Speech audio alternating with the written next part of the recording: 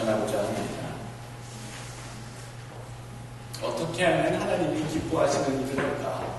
과연 하나님이 가장 기뻐하시는 일이 무엇일까? 자녀들이 부모님이 가장 좋아하는 일이 무엇일까 생각한다면 여러분들 부모 입장에서 당연히 한마디 모아지겠지요. 공부나 잘해.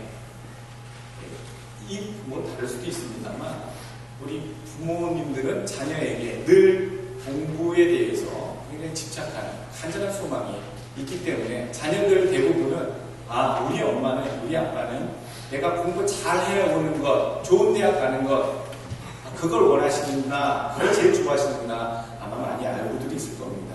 아는데도 잘 안 되지요. 우리가 세상에서도 이렇게 생각할 수 있으신데요.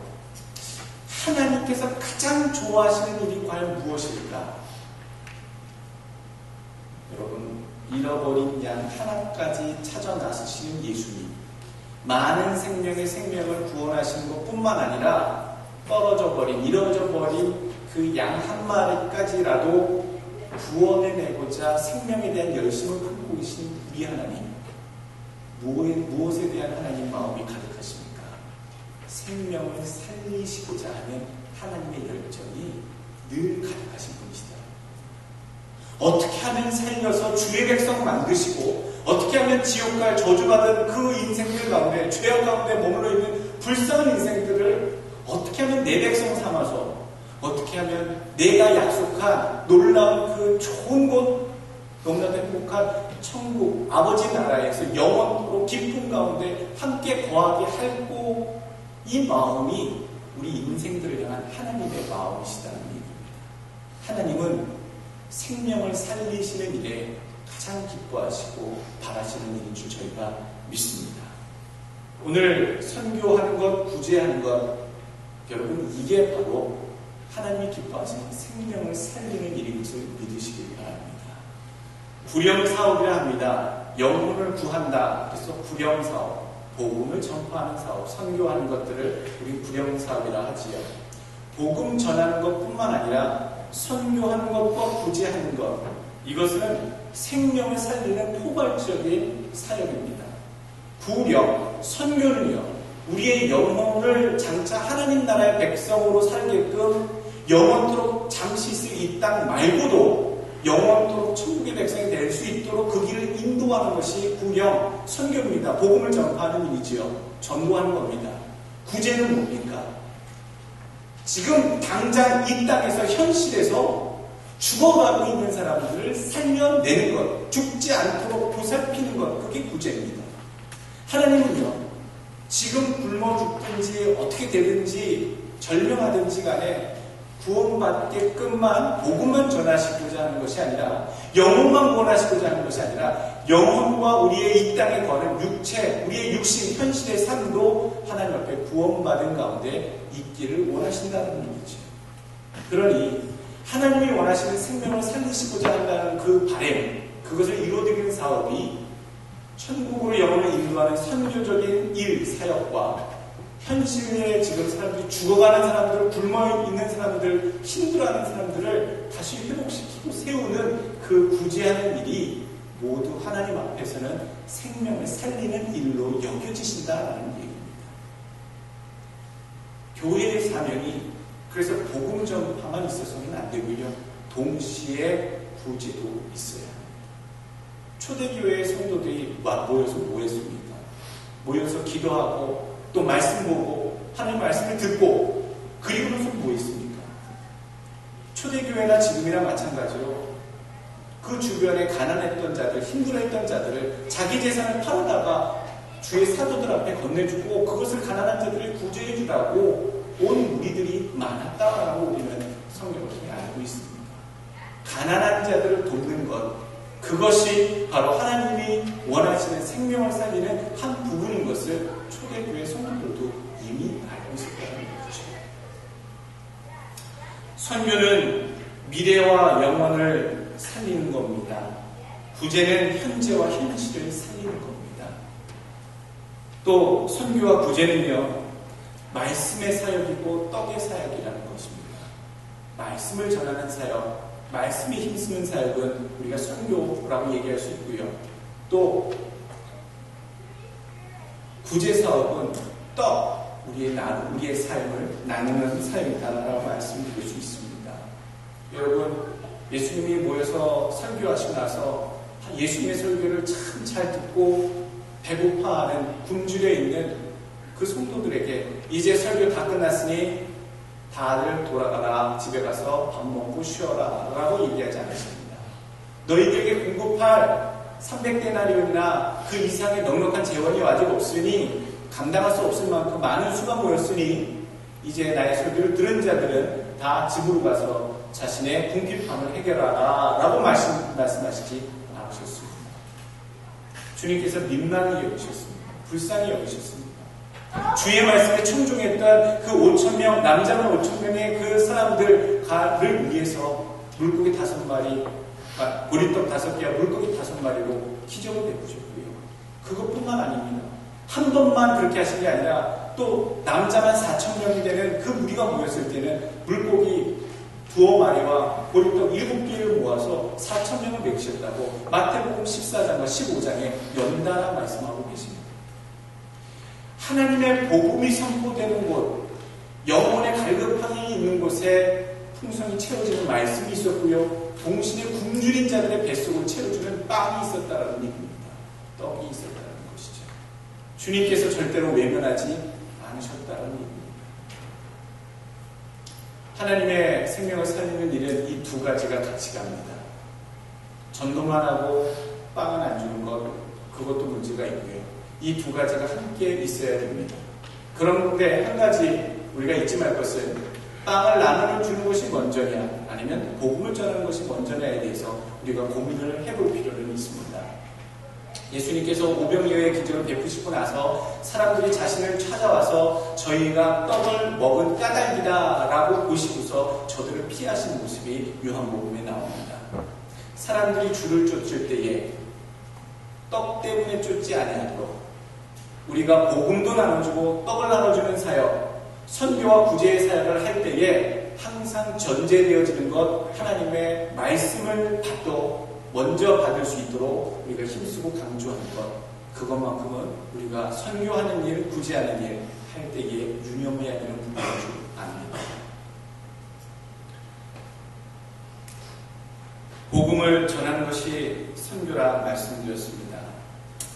때가 되든지 기회를 얻든지 못 얻든지 항상 힘쓰라. 디모데후서 4장 2절에 그렇게 말씀합니다.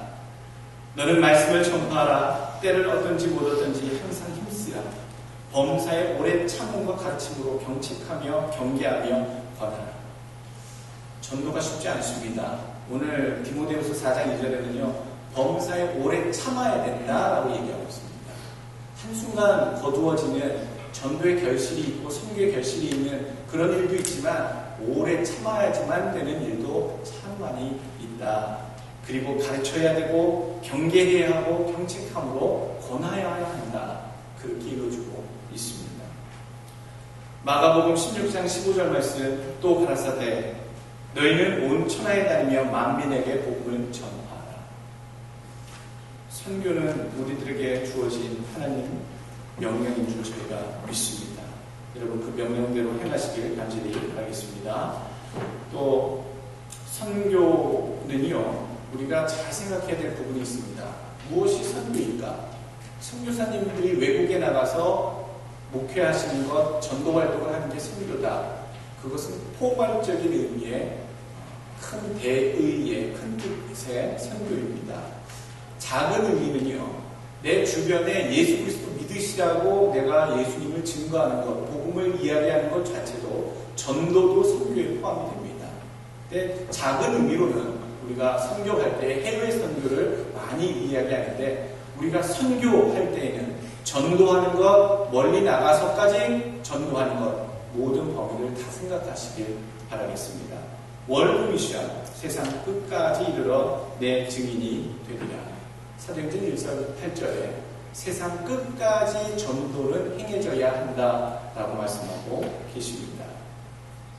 두 번째 선교가 또 다른 의미는요. 교육이 선교입니다. 교육은 교육이고 선교는 선교지. 그렇게 볼 수 있습니다만요. 하나님의 복음이 지역적으로 넓게 퍼지는 것이 월드 미션, 공간적으로 퍼지지요. 그런데 그 퍼진 것이 지속적으로 시간이 되어도 다음 세대가 바뀌어도 하나님의 복음이 심겨지고 전달될 수 있도록 그 사람들을 지키고 유지하는 활동이 바로 교육입니다. 교육은 제너레이션 미션이라고 얘기하기도 합니다. 세대를 전도하다라는 뜻이죠. 마태복음 맨 마지막의 명령은 이렇습니다. 28장 20절 말씀.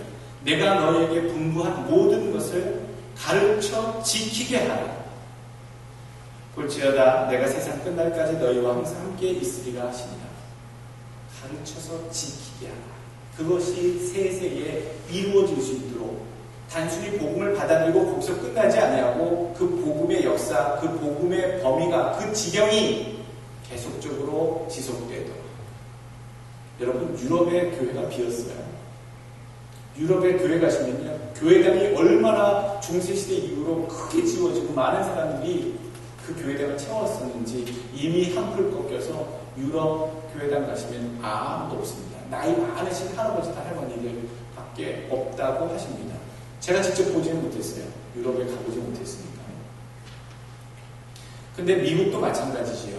저쪽 오래된 그런 현상들이, 유럽에 있던 그런 현상들이, 큰 교회들이 텅텅 비고 나머지 젊은 세대, 그 자리를 채워 앉아 예배드리고 하나님 찾아야 될 세대들은요, 이미 세상에 나가서 다시 돌아오지 않는다. 바다로 나가 회유하지 않는 연어처럼, 송어처럼 하나님의 품으로 돌아오지 않는, 하나님이 찾으시는 그 자리에 서 있지 아니하는 백성들. 우리가 선교하는 일도 힘써야겠고 교육을 통한 세대 전도에도 힘써야 되는 줄 믿습니다. 여러분, 자녀들에게 복음을 잘 가르치십시오. 그리고 그 자녀들이 정말 믿음의 사람이 돼서 세상의 허탄한 길로 가지 않아서 세상에서 성공하면 뭐합니까? 세상에 돈 많이 벌면 뭐합니까? 세상의 물질과 유혹과 탐욕을 충족하는 삶을 사는 것뿐이지 믿음이 없는 삶은 아무것도 아닙니다. 언제 끝날지 모르는 삶, 어떻게 될지 모르는 인생 가운데 여러분, 가장 소중한 것을 유산으로 전해줄 수 있는 부모 세대 되시길 주의 이름으로 부탁드리겠습니다. 그래서 그 자녀들이, 손자, 손녀, 그 자녀 손되는 세대에도 하나님의 복음이 이어지고 펼쳐질 수 있도록, 오늘 멀리 나갔던 아이들이 당연히 주일날 이 자리에 같이 앉아서 예배드려야 되는 걸로 여기고 앉아있는 아이들처럼 어느 곳에 있든지 나는 하나님의 사람이고 하나님의 백성으로 주의 앞에 서야 된다라고 하는 그 가르침 속에 설 수 있도록 힘쓰시길 축원합니다. 오늘 보시면 선교와 구제는 육신과 또 영혼을 살리는 삶이다라는 말씀드렸습니다. 선교는 간단합니다. 이제 어떻게 내가 선교할 수 있겠느냐? 하나님이 맡겨주신 그 사명인데, 해야 되는 일인데 내가 그러면 어떻게 할 것이냐? 간단합니다. 가든지 보내든지 두 가지입니다. 내가 멀리까지 가서 내가 직장에 휴직을 하든 무엇을 하든 주님께서 내게 어떤 그런 신적인 부르심, 강력한 신적인 소명을 주셔서 내가 목사는 아니어도 또는 어떤 상황이 되었어도 내가 하나님의 일을 해야겠다. 자비랑 선교사로 가든 평신도 선교사로 가든 선교사로 가야겠다. 그렇게 여겨주시는 분들 가는 선교사입니다. 또 그런 목회자들도 가는 선교사입니다. 가는 선교를 하는 것, 가는 자가 되는 것. 그리고 가지 못할 때에는요, 두 가지 옵션이 있습니다. 다른 사람들을 위해서 뒤에서 후원하는 거예요. 그들이 전념하여 하나님의 일을 힘써 애쓸 수 있도록 저들의 생계가, 저들의 자녀들이, 저들의 가정이 깨지지 아니하고 하나님의 일을 지속할 수 있도록 뒷바라지 하는 것, 그것이 안 가고 남아있는 자들이 감당해야 할 사명입니다. 전쟁터에 최전방에 나가 있는 군인들 열심히 적군과 맞서 싸우는데요, 여러분 후방에서 뭐 해야 됩니까? 끊임없이 보급해줘야 됩니다. 물자와 탄약이 떨어지지 아니하도록, 그리고 후방에 있는 그들의 가족이 봉변 나가지 않도록 보호해주는 그 역할은 전쟁터 후방에 있는 남아있는 자들이 해야 할 책임인 줄 압니다. 영적인 최전방에 나가서 세상 권세를 대적하여 하나님의 말씀을 들고선 그러한 자들, 내가 그런 자가 아니라면 남아있는 이곳에서 그들을 후원하고 기도하는 그러한 사명이 우리에게 있는 줄 믿으시고 그렇게 행하시는 여러분 되시길 축원합니다. 사도행전 13장 1절 말씀, 안디옥 교회에 선지자들과 교사들이 있으니 곧 바나바와 니게르라 하는 시몬과 구레네 사람 루디오와 분봉한 헤롯의 젖동생 마나인과 및 사울이라. 주를 섬겨 금식할 때에 성령이 가라사대 내가 불러시키는 이를 위하여 바나바와 사울을 따로 세우라 하시니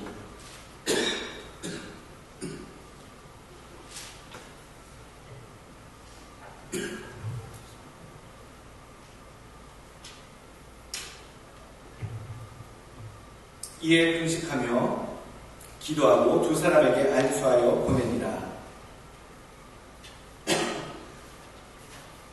보내고 나서 이 안디옥 교회 사람들을 무엇을 했습니까? 기도했습니다. 그리고 그들을 위해서 헌금을 보내고 후원했지요. 여러분, 우리가 가든지요 보내는 후원자의 역할을 잘 하는 것입니다. 여러분, 이 사명 우리의 것인 줄 알고 행하실 수 있길 다시 한번 부탁드리겠습니다. 오늘 선교하는 것에 대한 본문을 우리가 보았습니다. 또 신명기서에 보게 되면 구제하는 것에 대한 본문의 내용이 나오게 됩니다. 구제하다, 가난한 자들, 어려운 자들을 돌보다, 세워주다 라는 뜻이지요.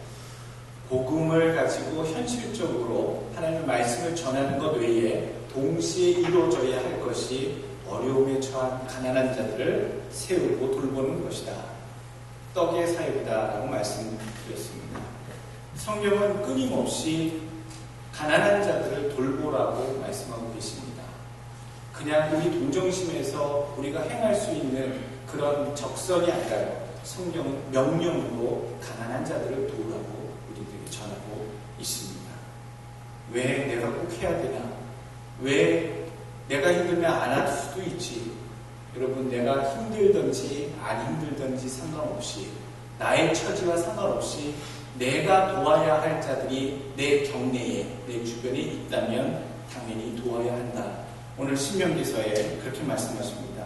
신명기 14장 28절 말씀, 매 3년 끝에 그 해수산의 10분의 1을 다 내어 내 성읍에 저축하여 너희 중에 분깃이나 기업이 없는 레위인이나 또 내 성 중에 우거하는 객이나 나그네지요 및 고아와 과부들로 와서 먹어 배부르게 하라. 그리하면 내 하나님 여호와께서 너의 손으로 하는 범사에 내게 복을 주시리라.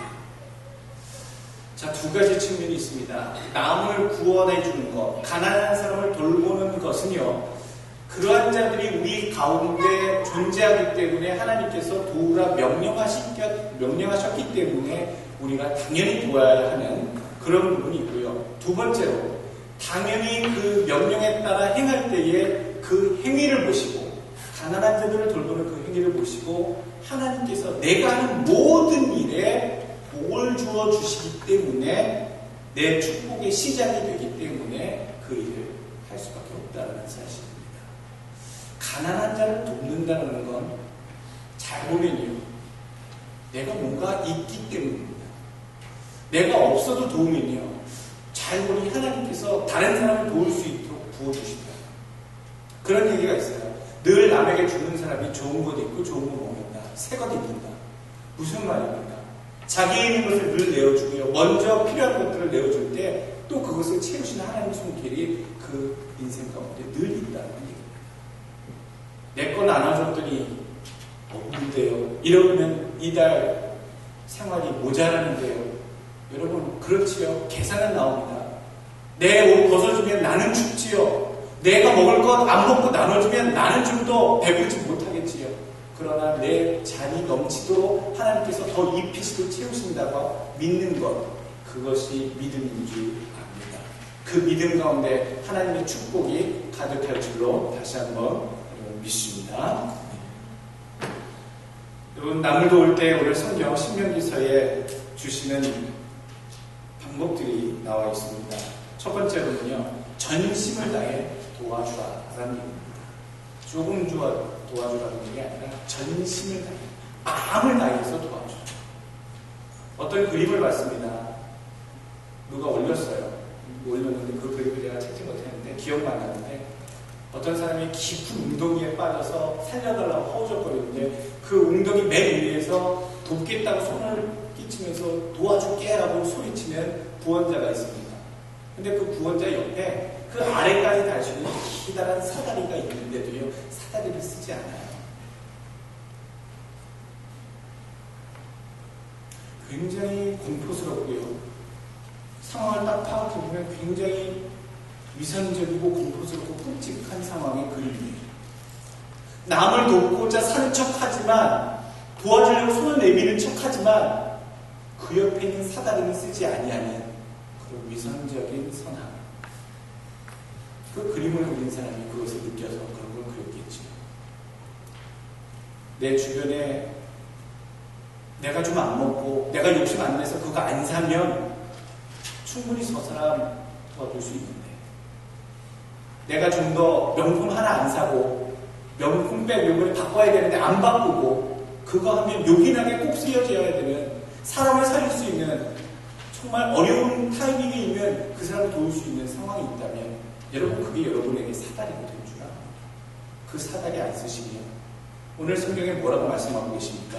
본문을 잘 읽어보십시오. 우리가 보면 굉장히 섬뜩한, 내가 돕지 않은 것이 나의 옵션이 아니라 하나님께서는 당연히 도와야 하고 필수적인 것이다 라고 얘기하시는 그 부분이 어떤 의미인지 오늘 보시면 우리가 돕지 않을 수 없다라는 얘기입니다. 7절 말씀 한번 보겠습니다. 내 하나님 여호와께서 내게 주신 땅 어느 성읍에서든지 가난한 형제가 너와 함께 하거든 그 가난한 형제에게 네 마음을 강팍히 하지 말며 내 손을 움켜쥐지 말며.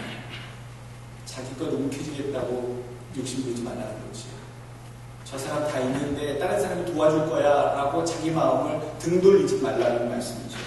8절 말씀, 반드시 네 손을 그에게 펴서 그 요구하는 대로 쓸 것을 넉넉히 부어주라. 10절 말씀, 너는 반드시 그에게 구제할 것이요 구제할 때에는 아끼는 마음을 품지 말 것입니다. 이게 우리가 가난한 자들에게 전심으로 우리의 것을 나눠줘야 되는 그런 하나님의 바람인 것을 우리는 발견할 수 있습니다. 오늘 두 번째 구제하는 방법은요, 이유를 불문하고 할 수 있는 대로 도우라는 얘기입니다. 도와주기 싫은 사람도 있습니다. 저 사람은 왠지 모르게 정이 안 가. 도와주고 싶은데 내가 마음이 안 가. 그런 사람들이 있겠지요. 오늘 8절 말씀 보면 주님께서 말씀하실 때에 8절 말씀과 또 9절 말씀, 요구하는 대로 쓸 것을 넉넉히 부어주라. 9절 말씀, 삼가 너는 마음에 악령을 품지 말라. 곧 이르기를 제 7년 면제년이 가까웠다 하고 내 궁핍한 형제에게 악한 눈을 들고 아무것도 주지 아니하면 그가 너를 여호와께 호소하리니 네가 죄를 얻을 것이다.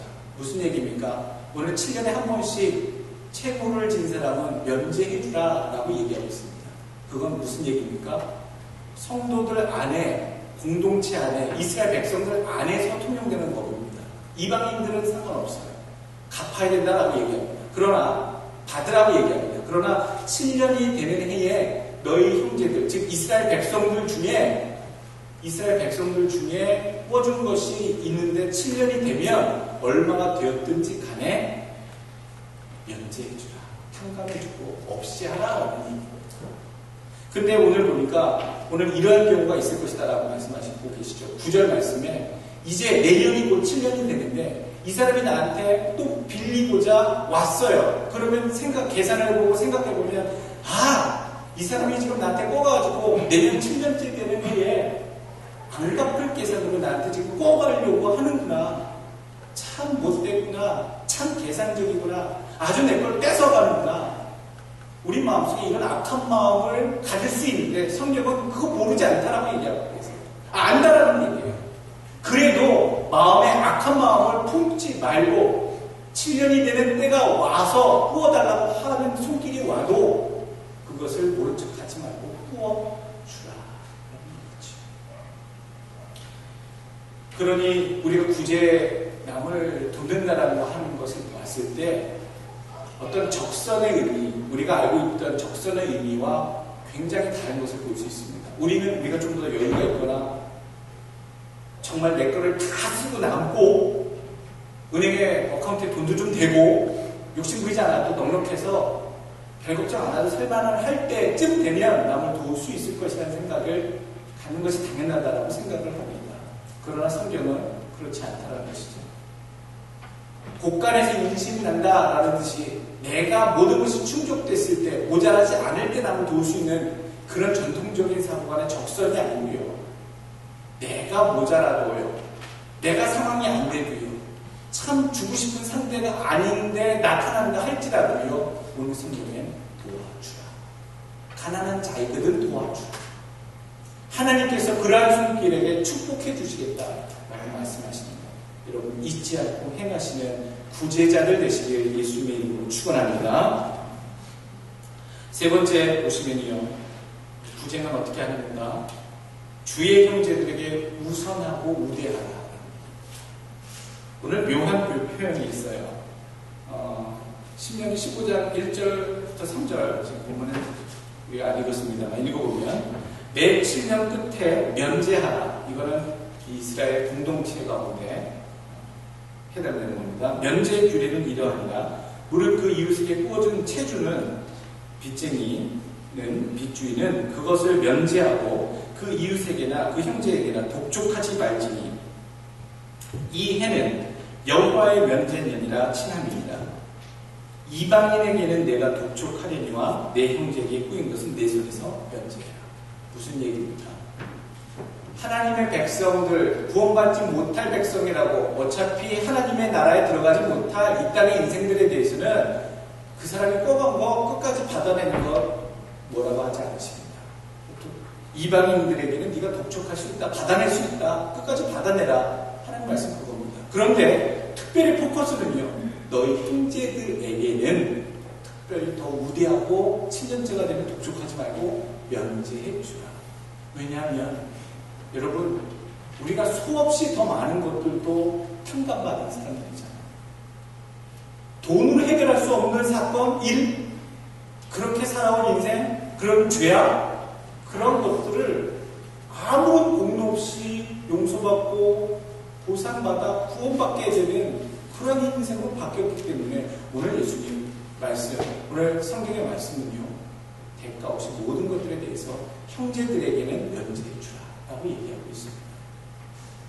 이해가 갑니다. 우리가 이 땅에서 서로 채무관계 혹시 있을지 모르겠습니다만 교회에서 절대로 채무관계가 권장하지 않습니다. 그냥 제가 늘 말씀드리지요. 갚을 게 꺼주십시오가 아니라 여러분 불려주실 때에는 누굴 구제하실 때에는요. 내가 꺼준다라고 생각하지 마시고 내가 이거 못 받을 수도 있겠다라는 마음으로 주십시오. 못 받아도 내가 속상하지 않고 내가 기분 좋게 하나님 앞에 저 형제와 저 가정을 내가 구원하였다라는 마음의 액수만큼만 주시든지 여러분 그렇게 하시길 바라겠습니다. 여러분들 교회 안에서 채무관계가 있으면요. 그 교회에 풍랑이 일어납니다. 교회의 성도와 성도를 만나는 게 아니라 빚쟁이와 빚주인, 채무자로, 채권자와 채무자로 만나게 되는데 은혜가 있겠습니까? 그걸 또 못 갚는데 은혜 받을 수 있겠습니까? 절대로 우리 교회에서는 채무관계 없도록 여러분 제가 드린 원칙대로 빌릴 거면 그냥 드린다. 그냥 못 받을 거 생각하실 만큼의 금액을 서로 주고받으시든지 주의 은혜로 하시든지 여러분 그렇게 원칙을 마음속에 잡으시길 바라겠습니다. 주의 형제들에게 우선하여 돌보라. 우대하라. 오늘 선교 구제주의를 맞이해서 결론을 냈습니다. 정리하자면요. 선교하는 것과 구제하는 것은 하나님의 명령이다. 안 하는 것도 죄다라는 것. 두 번째, 선교와 구제는 하나님이 우리를 통해 일하시고자 하는 하나님의 사역이다라는 얘기입니다. 우리가 가서 일을 해야 됩니다. 가난한 자들은 늘 항상 있거니와 늘 있게 하신다라고 하는 것은 그들을 돌보는 손길로 우리를 쓰시겠다는 얘기입니다. 그래서 하나님의 일하심으로 우리를 부르셨다는 걸 명심하시고요. 세 번째, 선교하는 일과 구제하는 일은요, 내 축복의 시작이 된다는 겁니다. 선교는 특별히 기쁨의 면류관을 하나님 예비해 주십니다. 여러분, 성경에 보게 되면요, 우리가 다 상급이 있고 천국의 영원토록 누리게 될 면류관들이 있습니다. 미스 코리아들 지금 무엇이지요? 이거 왕관, 다이아몬드 뭐 박힌, 고속으로 박힌 그거 한번 쓴다고 미의 대결장에 나와 뽐내잖아요. 우리가 천국의 영원토록 쓰고 다니는 많은 사람, 천국에 들어온 많은 성도들이 어떤 일을 하셨길래, 보통 어떤 그런 역사를 하셨길래, 이 땅에서 어떻게 예수 믿으셨길래 그 면류관을 그렇게 쓰고 다녔어요. 아무나 쓰겠습니까? 오늘 성경에는 5가지 면류관에 대해서 얘기합니다. 의의 면류관, 썩지 않는 면류관, 영광의 면류관, 생명의 면류관, 기쁨의 면류관. 여러분, 의의 면류관은요, 주의 오시는 그것을 간절히 바라고 사모하는 자에게 주신다. 그리고 썩지 아니할 면류관은요, 주님을 위해 자기의 욕심낼 만한 자기의 것을 포기하고 절제한 삶을 산 자들에 대한 주시는 것. 세 번째, 영광의 면류관은요, 목회자들에게 주의 일들을 충성한 목자들에게 주시는 면류관.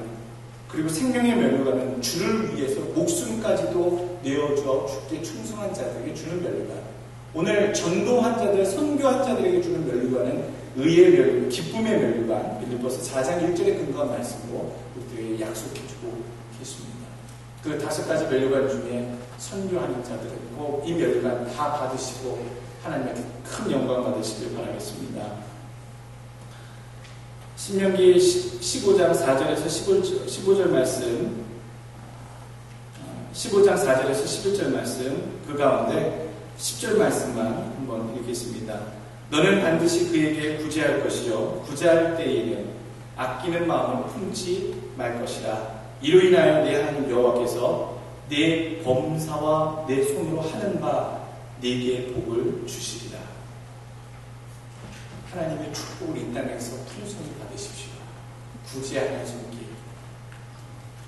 여러분, 그런 손길들 되어서 오늘 성경이 말씀하시는 것처럼 너희 중에 가난한 자가 없으리라 말씀하신 것처럼, 또 다른 사람을 치리할지라도 너는 치리함을 받지 아니하리라 말씀하신 것처럼, 너는 다른 나라에 꾸어줄지라도 너는 꾸이지 아니하리라 말씀하신 것처럼 우리들의 삶이 더욱더 풍성해지고 축복받는 그 인생들 되시길, 면류관과 이 땅의 축복을 누리시는 여러분 되시길 주의 이름으로 축원합니다.